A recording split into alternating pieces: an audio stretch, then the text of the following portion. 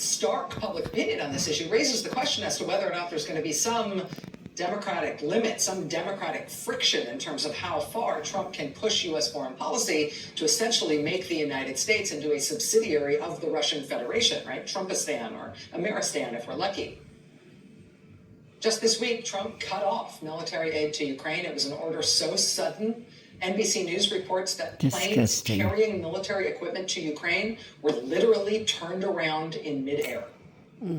Trump also cut off intelligence sharing with Ukraine, which is way more consequential than it might sound. From the Associated Press, quote, the suspension of intelligence disrupts Ukraine's ability to track and target Russian troops, tanks, and ships.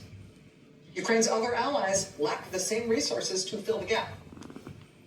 In other words, we're forcing Ukraine now to fight blind. Today, Simon Schuster at Time Magazine cites 5 senior Western and Ukrainian officials and military officers in reporting this. Quote, the U.S. decision to suspend the flow of military intelligence to Ukraine this week has aided the Russian advance along a critical part of the front, weakening the negotiating position of President Zelensky and killing many Ukrainian soldiers in recent days.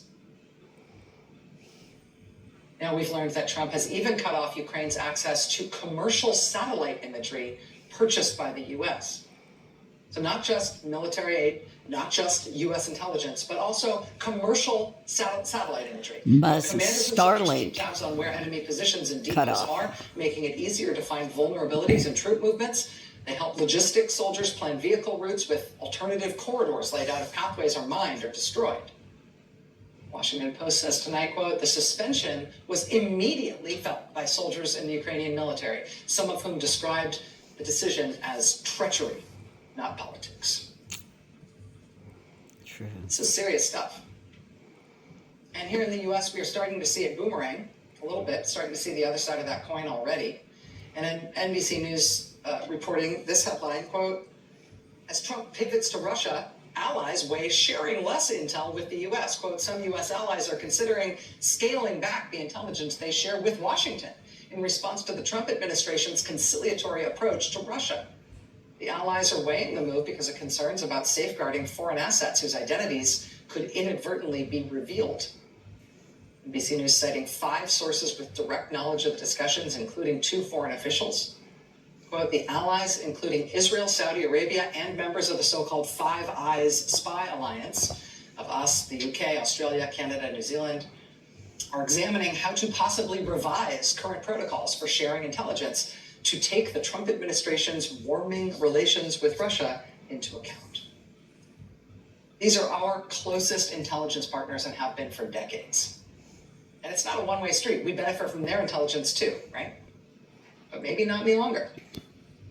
There are material consequences in Ukrainian lives and elsewise.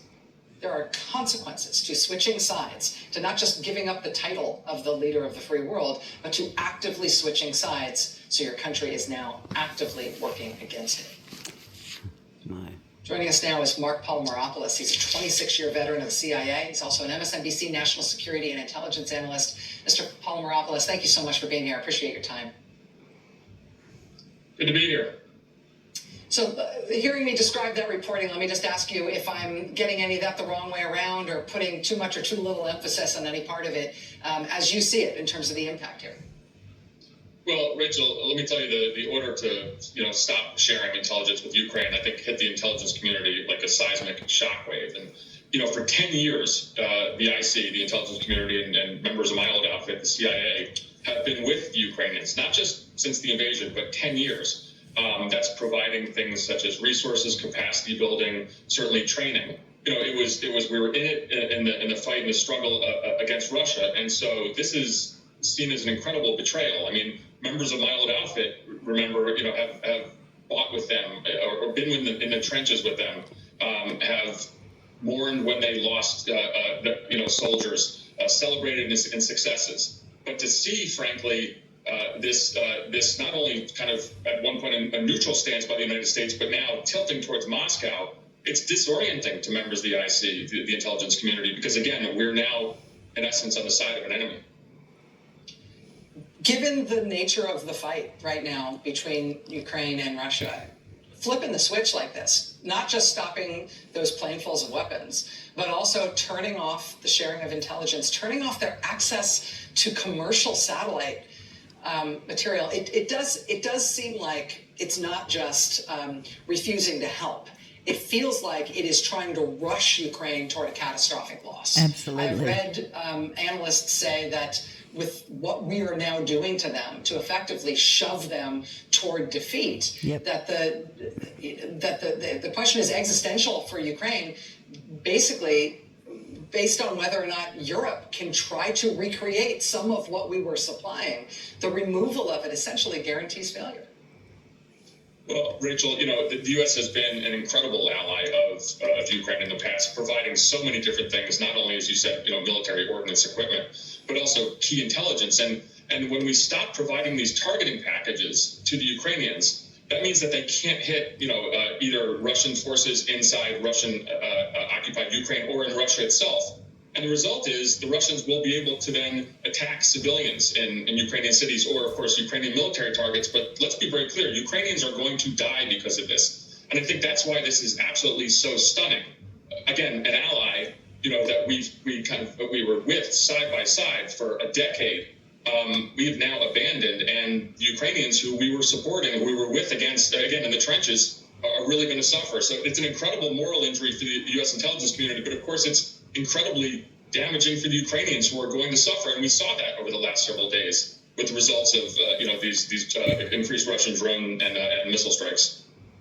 Yeah, and if this Time Magazine reporting, Simon Schuster, is correct, you may be able to measure the cost of what Trump's done here in hundreds of lives already among Ukrainian soldiers. Mark Polymeropoulos, former senior CIA officer, I really appreciate you joining us on this tough story tonight. Thank you.